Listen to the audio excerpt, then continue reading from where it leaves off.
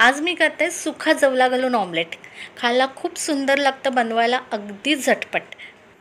तर मग यासाठी मी घेतलेला आहे सुखा जवला। तर हे बघा, इकडे मी एका अंड्यासाठी 1 मूठ, तर 2 अंड्यासाठी असे 2 छोटे मुठी सुखा जवला घेतलेला आहे। हा जवला आपल्याला आधी भाजून घ्यायचा आहे। तर मीडियम गॅसची फ्लेम ठेवून असा भाजून घ्यायचा।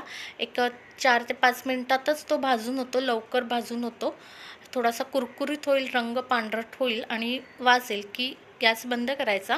आता हा भाजलेला जवला आपल्याला धुवून ठेवून द्यायचा आहे।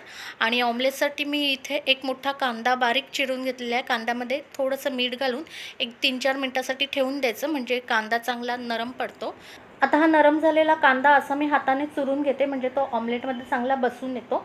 आता याच्यामध्ये आपल्याला जसं नेहमी तुम्ही ऑमलेटमध्ये जे वापरत असतात ते वापरा। मी इथे हिंग, थोडीशी हळद, आवडीनुसार लाल तिखट घालणार आहे, हिरव्या मिरच्यांचे तुकडे घालणार आहे, थोडी कोथिंबीर घाला।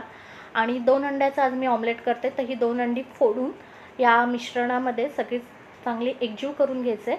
आणि जो आपण सुखा जवला भाजून धुवून ठेवलेला आहे तो पण ह्याच्यामध्ये मिक्स करून द्यायचा आणि हे बॅटर चांगलं ऑमलेटसाठी तयार करून घ्यायचं। पॅनमध्ये थोडं तेल काढले, तेल तापल्यानंतर सगळं बॅटर घालून द्यायचं आणि स्प्रेड करून घ्यायचं। आणि याच्यावर आता आपण झाकण ठेवायचं आहे। जवला आपण भाजलेला आहे, म्हणजे तो चांगला शिजलेला आहे। तर जितका वेळ एक ऑमलेट करायला लागतो विदाऊट जवला, तेवढाच वेळ आपल्याला लागणार आहे। याच्यावर मी झाकण ठेवून दिलेलं आहे, गॅसची फ्लेम मीडियम केले। झाकण ठेवल्याने काय होतं, मस्त फ्लफी होतं ऑमलेट। झाकण काढूया आणि थोडासा गॅस मोठा करून खालची बाजू चांगली तरसून घ्यायची। दुसऱ्या बाजूनेही 2-1 मिनटं शेकून घ्यायचं आणि मस्त तयार आहे जवला घातलेलं ऑमलेट, जे तुम्ही भाकरीबरोबर, ब्रेडबरोबर, पोळीबरोबर कशाबरोबरही खाऊ शकता। अगदी मस्त लागतं। चवीमध्ये बदल म्हणून कधीतरी नक्की ट्राय करा।